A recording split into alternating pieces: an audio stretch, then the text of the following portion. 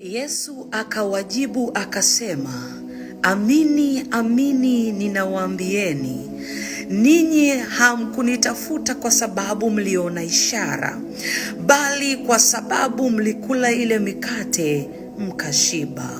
Yohana sura ile ya 6 na mstari ule wa 26.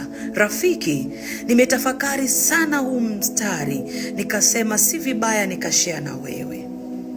Nimejisikia hatia ndani yangu. Kumbe kuna wakati tunamtafuta Mungu sio kwa sababu tuliona ishara, kwa sababu kuna mambo tu ameyafanya kwenye maisha yetu, ndio maana tunamtafuta.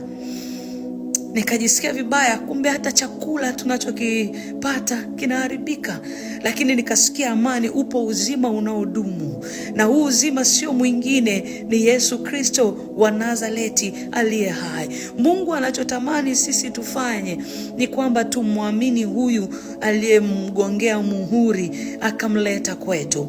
Tunavyomwamini ndivyo tunavyopokea mambo mengi mazuri katika haya maisha. Tukimwamini Yesu hatutaona njaa. Tukimwamini Yesu hatutaona kiu, kwa sababu yeye ni maji ya uzima, kwa sababu yeye ni chakula cha uzima. Yesu ni chakula chetu. Tunatakiwa tumwamini yeye. Natamani kusema hivi, kabla hatujafurahia ishara na miujiza, tumfurahie anayeachilia hizo ishara na miujiza, signs and wonders. Kabla hatujafurahia kupokea uponyaji, tumfurahie anayeponya ambaye ni Yesu. Yesu ndo kila kitu. Tukimpata Yesu tumepata kila kitu.